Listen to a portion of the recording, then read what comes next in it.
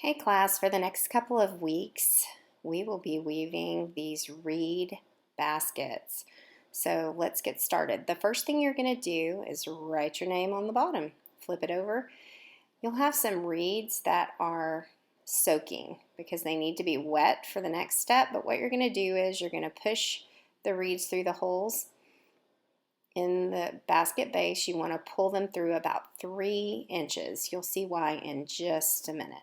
Once you have them all through, you're going to weave the bottom. So take your first reed, go around the neighbor and in front of that reed's neighbor, around the neighbor and tuck in front of the next reed. He's going to go around his neighbor and then stop in front of the next neighbor. Go around his neighbor, stop in front of the next neighbor. And you continue on going around your neighbor and lodging it in front of the next reed. Around the neighbor and in front. Around the neighbor and in front. Around the neighbor, and this is the confusing part. You kind of have to it's okay to get frustrated.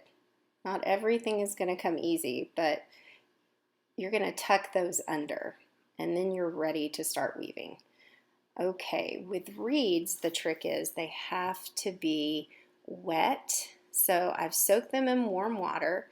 You're going to get your reed and you're going to begin weaving. You've got to start inside so it holds, and you're going in front of one reed, behind the next, in front, behind, in front, behind, always in the same direction.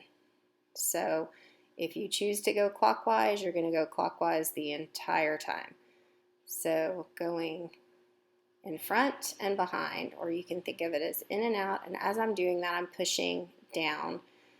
So my weaving is tight and it's touching the row in front of it. You want to make sure you're opposite of the row before. So if the other one was on the outside, the next one is on the inside and so forth. You're going to continue weaving till you get to the end of that reed, and then you get another reed and you start again, always putting the start piece on the inside of the basket. You'll continue on. This is really actually a lot easier than it looks. I think it's one of the easiest forms of weaving. You're going to continue on until your basket is the height that you want it. I stopped pretty soon, but you can go higher. You may want to cut your vertical reeds so that they're even before you tuck them at the end.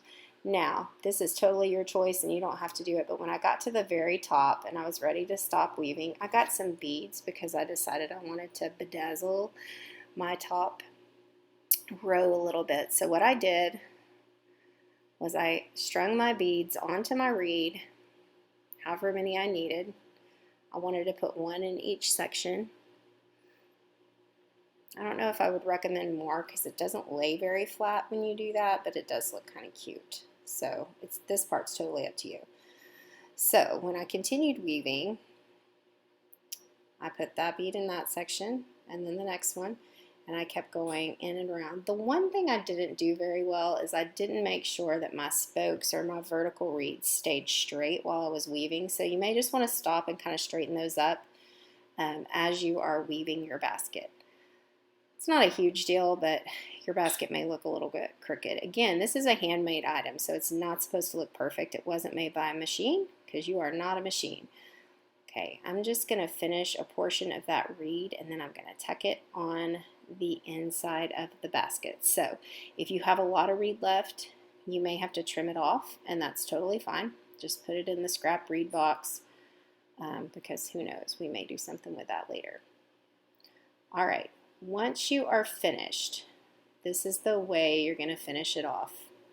You take your vertical reeds, so those are your spokes, okay, and you're going to bend it to the neighbor and put it down next to its neighbor like so.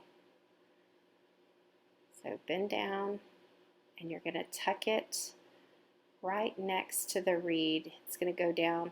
If you'd like those loops to be shorter, you'll just need to cut your reeds a little bit shorter, but that's how we finish it off. Now, if it starts to crack, that means your reeds are dry, which is definitely possible because this may take you 2 classes, and so your spokes will not be damp anymore. You can soak it in some warm water, just turn it upside down, and that'll soften up those reeds so you can finish it up. You did it. Yes, of course, you get to keep it.